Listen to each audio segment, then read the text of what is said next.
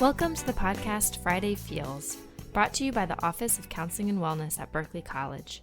I'm your host and personal counselor, Sarah Nickerson. Join our journey with Berkeley students as they navigate the challenges of the current pandemic with strength, creativity, and wisdom.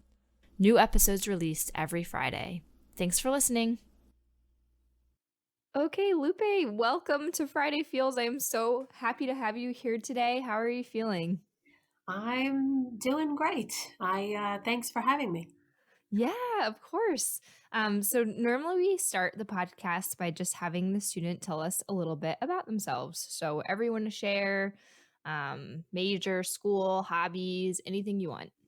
Oh boy. Okay. I'm an older student. About 25 years ago, I dropped out of college, and my idea was, I was going to go and change the world. I was going to be super successful, make gobs of money, Yeah. and there's always a saying that when we make plans, God laughs. Right. and and as it happens, I went to work, and my son, when after about 10 or 15 years in the business, my son got sick and Oh, had cancer. He's great now, wow. but I realized that after being home, that I wasn't as marketable as I was before, and Mm, I really needed to finish that education. yeah. So I'm married. I just finished my associates at Berkeley. Have two. Woo! Yay! Working on my bachelor's and my master's now, Awesome. and have a daughter in college. She's at Northeastern. Things are good. Nice. And what are you getting your bachelor's in and what do you think you'll get your master's in? In business management, I've always been in sales. I really love it. The daughter of a salesman, a very successful salesman. So I am getting my hopefully master's in business management. Okay, nice. That's really exciting. So did you go back to school right as the pandemic was starting, or how long have you been back in school? Um, I've been back. I feel like it's been almost 5 years. Okay, gotcha. Yeah, I was part time for the beginning, and then I've been full time for the last 2 semesters because of COVID.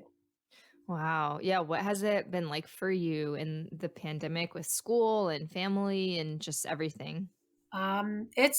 It hasn't been easy. It hasn't been easy at all. My husband is an IT executive, and as you hear him in the background, he comes up and down, and he's on the phone all the time. Yeah. I my son has autism. He's on the spectrum, Mm, so he's had a lot of like social emotional needs that have been really challenging. yeah. Um, and my daughter has anxiety, so it's been tough. And then bringing sending her back to Boston um, Yeah. throughout this whole pandemic has been really difficult. I can't imagine. It's been tough. It's been tough, and knowing that it's not about my concerns. It's about making sure that she has everything she needs to be successful has been really Mm. um, difficult because everyone in the family has different needs. Yeah, yeah. What have you learned as a parent dealing with so many different emotional, physical, educational demands? Like for you, what kind of helps to bring you to a place of balance? Um, for me, taking a minute, taking a breath, and no matter how you feel, your feelings are never wrong. I love There are that. days where you feel giddy and you're just in the moment and happy that everyone is alive and everyone is healthy. And I'm so grateful for that. Is one feeling. And then the next day, you could say, if this pandemic isn't over, I'm about to kill 3 other people in this house. And that's True. okay. Take Yes. a breath. And take a breath and understand that all these feelings they're normal and they're okay and they're valid, and you need a minute for yourself. Oh man, I know. I feel like so much of what happens with people is that they'll feel a really difficult emotion and then they shame themselves or feel guilty about the difficult emotion. But I love that you say, all emotions are valid. They're all Yeah. valid. Yes. Yes. And we have we run the gamut in this house. We run the gamut. And my husband is older, and he is terrified of the pandemic. I was Mm, the opposite. I needed to be out. I'm on the board of ed in town. So I make some, pretty heavy decisions for, 3,500 kids in the district. wow. So Wow. I had to be out there, and we were throwing away food in the local, schools, high schools, because the kids weren't picking up their lunch. And I thought it was ridiculous. So in Yeah. the beginning, I went out and we went to the poorest parts of towns, and I was handing out, lunches. Well, Yeah. I got COVID. Yeah. Oh, no. But and I came home and I gave it to my son.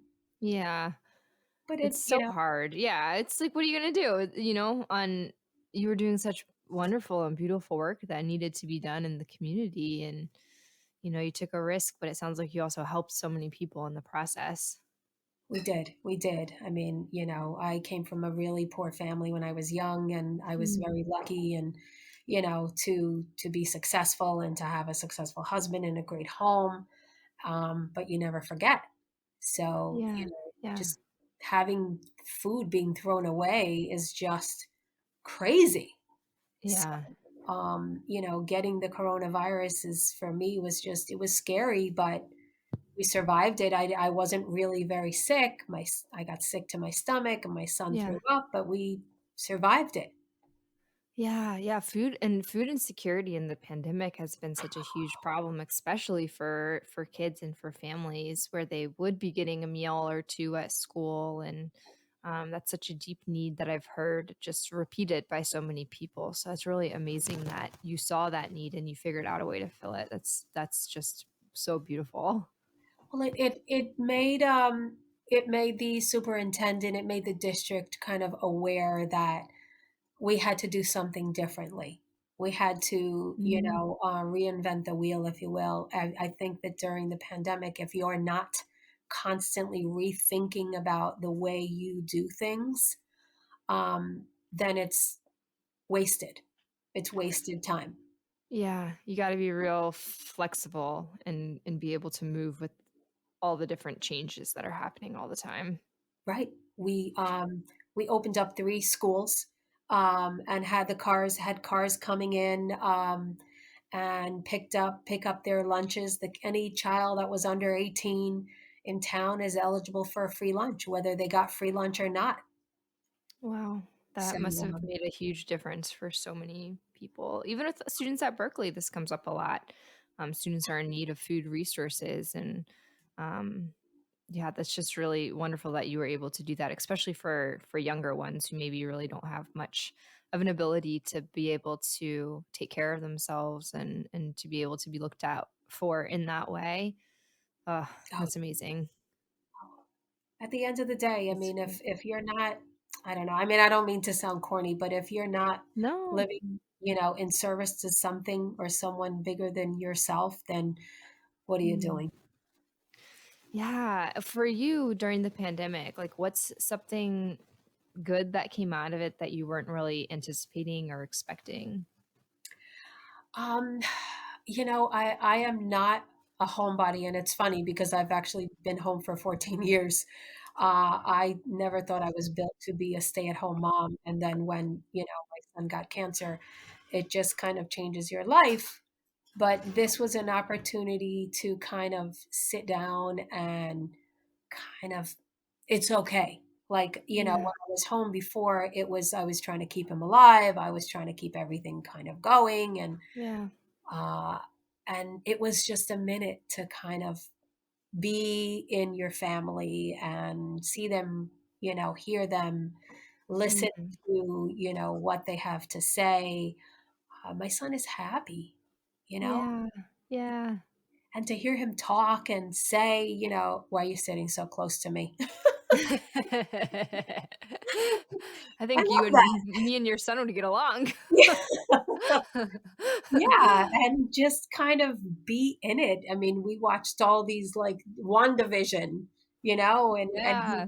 and he was the subject matter expert that everybody needed in their home, in their living room, Oh, I while love watching that. this. It was just, I feel like when my son was sick the first time and I quit my job and I stayed home, my daughter used to call it the gift. She used to call his Mm. illness the gift because I became a stay-at-home mom and I was PTA and, Parents Association and all of this, super mom. All the Mm. stuff that, suburban moms do. And she loved it because I was there. You Yeah. I never thought I'd want to be that person, but it was the gift that you didn't realize that you wanted. Yeah. So I kind of see the same thing for the pandemic. It is the gift that no one really wanted, but it's, perhaps a gift that everyone needed. Yeah, and I love what you're saying around like it's almost like your identity was all in one place, like being a successful businesswoman, and then you had to almost like renegotiate your identity or your roles, when things shifted in your family, and now you're renegotiating your role again. And I love that, especially in light of Women's History Month, because that's I feel like as women, that's what we are called to do all the time, which is like constantly like, adjusting or readjusting to the situation to be whatever needs to get done. And it's such like a no one woman is just one thing. We are many things. Absolutely. Amen. Amen. I am the sixth daughter of six daughters. Whoa. And and every single one of us are very, we can do this. We can do this. Yeah. Yeah. Whatever happens, during the pandemic, my sister was diagnosed with thyroid cancer. Oh, man, And I'm sorry. it's thank you, but we turned around and we're like, well, we can't be with you. And we FaceTime. We FaceTime Mhm. and we're like, we're here with you. And we all went out and checked our thyroids and we all, are doing this. She's got a problem with her eye. So I went out and I went on Amazon and I sent everybody googly eyes so that we can Oh, kind of be googly eyed together. And it's about women supporting women. oh, I love that, Lupe. That's such a great idea. That's like, oh man, if you have pictures, I would love to see. That's amazing. I'm gonna have to send them out because it's and it's so funny because the husbands that marry the women, they call them Rui's husbands. Um, and because not all of us changed our names, Yeah. and it's funny because they know that they are part of a really strong tribe of women and they have to be okay with that. Yeah. Yeah. Yeah. And we have a mantra we always say, behind every strong man is a stronger woman. That's right. So, my husband is a successful man, but I know that he is successful because I have helped him be a successful man. Yeah. Yeah. You've been the person that is in the back. Sometimes I think of it like you're controlling the ship. I feel like the women in families were like there, making sure the ship is going in the right direction and like looking out for the bad weather and like figuring out how to change course. And so much of that goes unseen and uncelebrated. And I'm so happy to hear that you come from a long tradition of strong women. That's really amazing. It's not always popular and it's not always fun, but it's good. It's good. And Yeah. being a Latina, it wasn't always the most popular thing, Right. only because traditionally we are supposed to be silenced and we are Right. supposed to be subservient um, and it's really interesting. My husband is a really strong man.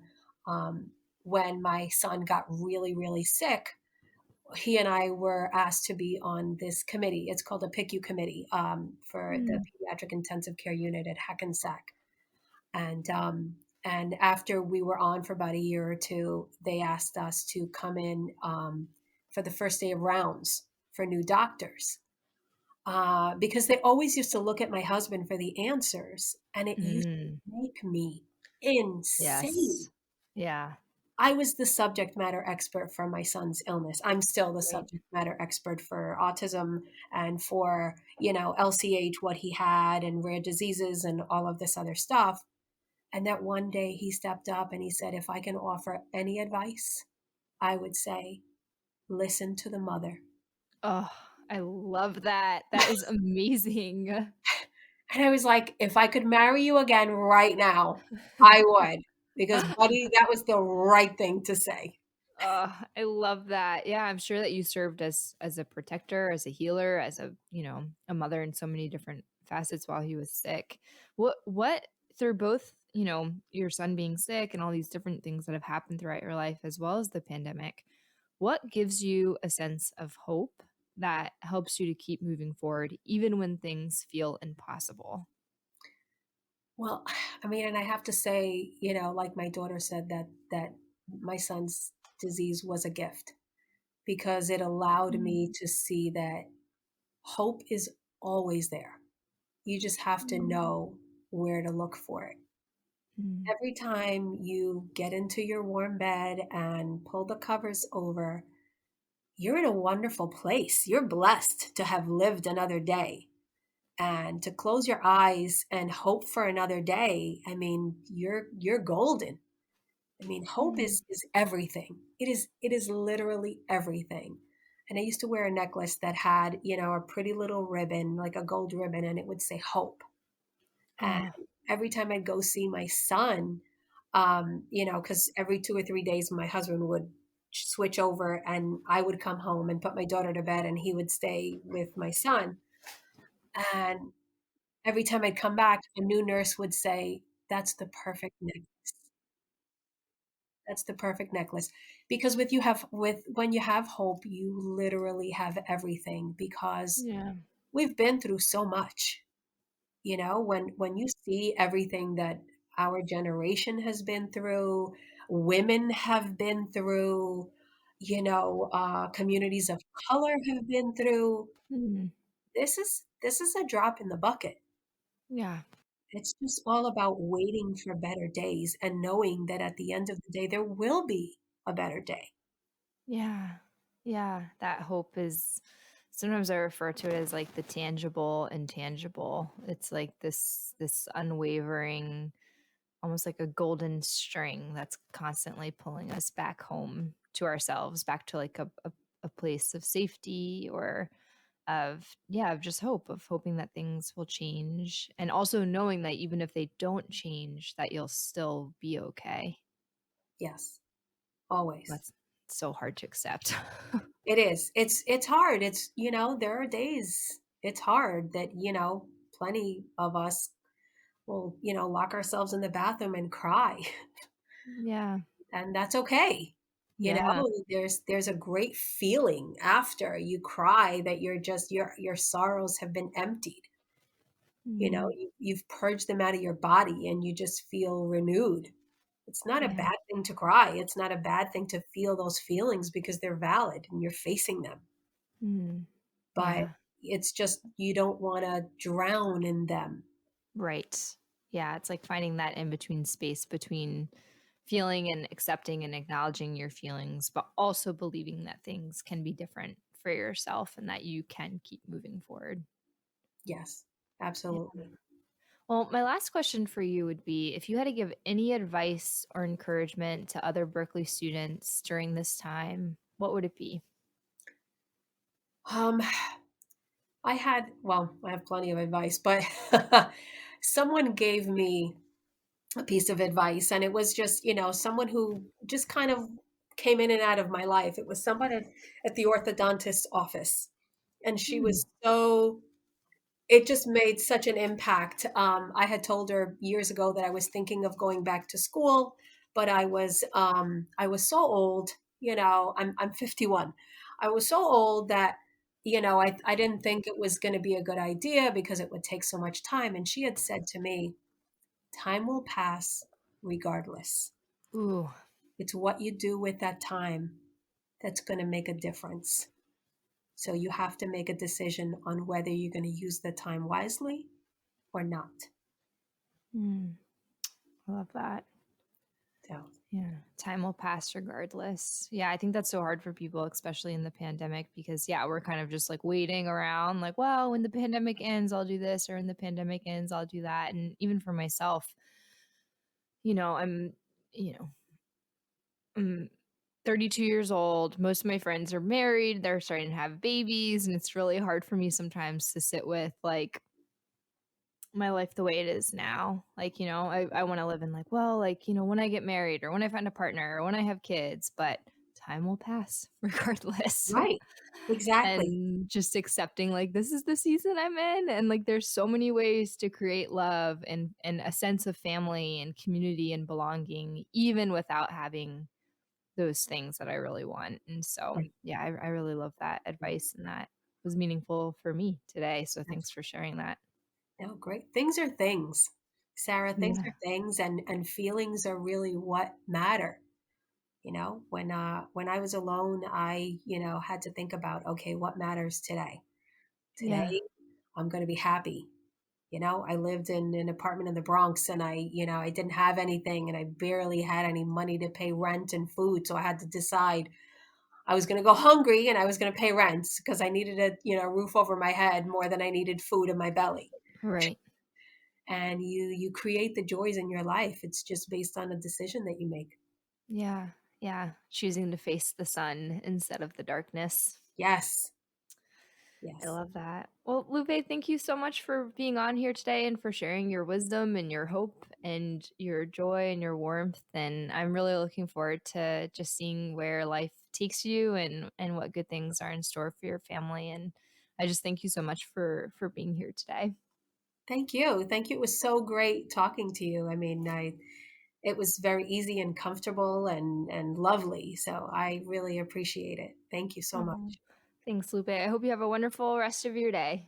Okay, you as well. Okay, bye. Bye bye.